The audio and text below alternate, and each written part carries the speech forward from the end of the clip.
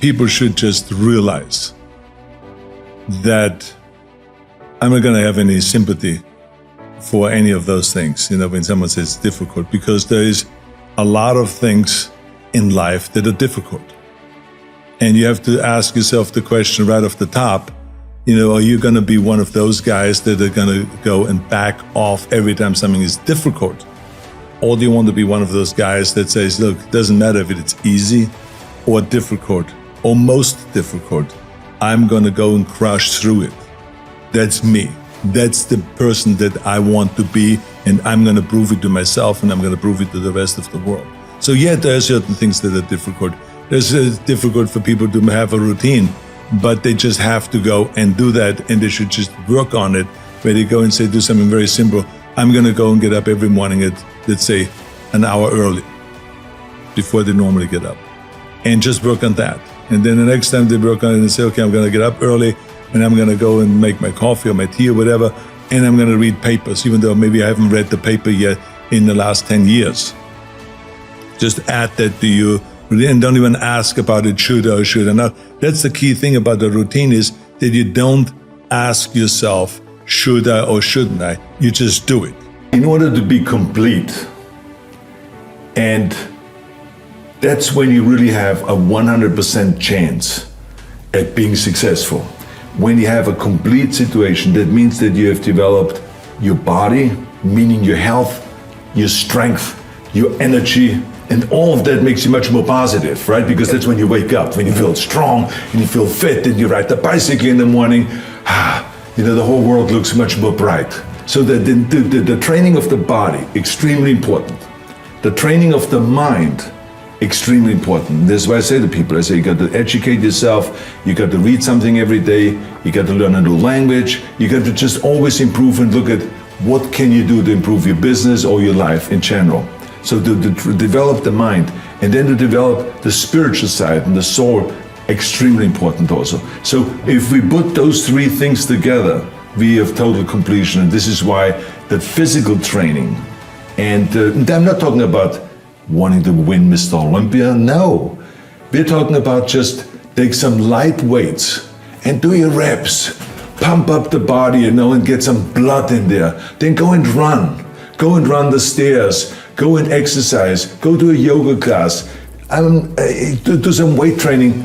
Or when you have kids, go out and play sports. Go football playing and go soccer playing and tennis playing and this, whatever you can. That is what creates kind of life in you, and therefore more enthusiasm, and you have a much more positive outlook in life.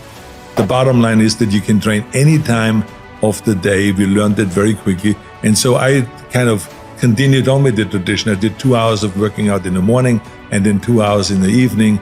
And that routine was automatic. I didn't even think about it. My entire time in my bodybuilding career, I always trained twice a day, and never ever did I ask myself the question, should I go today and do the evening training? Or should I get up in the morning? I always got up at 5, 6 o'clock, always. And at 7 o'clock I worked out.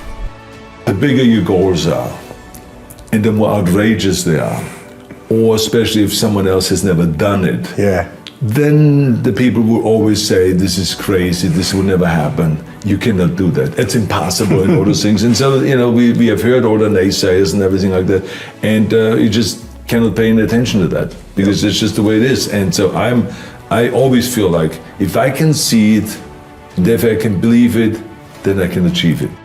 I have a routine which basically means they do something where you don't have to think much, if at all.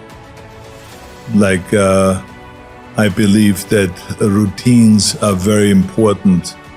It's kind of like the foundation, like to a house or to a building or to anything. So that means like if I get up in the morning, part of my routine is to get up in the morning at, let's say, 5 o'clock. Then I make my coffee, I feed the animals, I go and read the paper, go through my iPad, see if there are any important messages. So that's part of the routine. I don't even think about that. I also, part of the routine is that I have my bike already mounted on the back of my car. I drive down and then take it off and I ride with the bike to the gym in the morning around 6 o'clock or so. Then I go to the gym and I work out 45 minutes to an hour, so that's also routine. It's always kind of the same thing, to do arms and deltoids one day, and the next day I do chest and back, and calves and all the stuff I do every day, and form a little bit, and abs, of course, every day. And then it repeats itself. And I do this the whole week. And then what is also routine is that at night, I do some extra cardiovascular work before I have dinner. So I go in my home gym here, I go upstairs and go for half an hour and do the arm cycle, or the treadmill, or the life cycle, or something like that is cardiovascular. And the idea is to burn enough calories so that when I eat dinner then, which is very minimal, that it is, I don't have to really worry about calories or gaining weight, because the older you get, the faster you gain weight and the more the body picks up because your metabolism is slow. So you have to be very careful with that. So those are kind of routine things that I do. And you try to add as many of those routine things as possible, because you do them without ever thinking about it. And that's what we need to do. There are certain things that we need to do that is supposed to be a routine, that's supposed to be kind of part of your daily schedule without you having to think about it. And so that's basically my kind of routine, and I'm a big believer in that. I think the biggest mistake is that you go to the gym and you go through the motion, but you don't really have your mind inside the muscle. So when you do a bicep curl, I can't just stand there like this. Yeah, you can. I've seen the guys training with me also 4 hours a day, 5 hours a day, but they look like shit. And why did they look like shit? It's because they didn't concentrate. They did the same exercise, but they stood like this, and then they looked sideways, kind of like they were bored, because they didn't even know why they were training. That they were not inside that bicep or inside that lat when you do the rowing and you pull back and you flex the upper back and the center back, and then you let it down and you stretch it and you think about that the wing is coming out now, or like a curtain is opening up. We always thought about the curtain, right? This is when we did our lat spread. So you got to think about those things. When you do calf raises, and I do my donkey calf raises, I got to be inside the calves and to make them split, to make them open up when those guys sit on top of it. First 3 guys, then I have one guy jump off, and with 2 guys, then I have another guy jump off, and then there's one guy left on my back sitting and doing donkey raises. Some people looked at it and said, this guy's doing some kinky singing. But anyway, there was something else. There was strangers, they didn't know what we were doing. But I tell you got to be inside the muscle. The same is when you do chest. I mean, when I'm finished with the bench press, immediately I step in front of the mirror and I flex. I hit the shot. I want to see everything, how it works, right? And the same is with the cable crosses. When you do afterwards cable crosses, I want to always see what happens.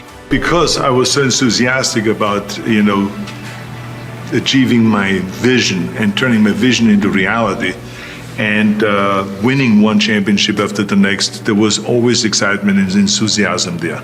So when I went into the gym, I put my gym bag down and I immediately attacked the weights. There was many times we started out by doing maybe 3, 4, 5 minutes of ab work in the beginning to warm up, to do maybe 500 Roman chair sit-ups or something like that to warm up, and then we got right into it, or we go right into the whole thing. But it was right away, warm-up set, then the next weight up, boom, boom, all the way to the top until you just can't do it. And supersetting, everything was always supersetting, and 3 pumped sets and 4 sets in a row, 5 sets in a row. So it changed on what exercise we did, but it was always all out. And like I said, the training partner was always responsible to challenge you at all times. So that was the thing. I challenged my training partners, if it was Frank Zane, if it was Dave Draper, if it was Sergio Oliva, whoever the training partner was in any given moment, we challenged each other kind of in a fun way, but there was challenge there so that you don't slack off, so you don't give yourself a break.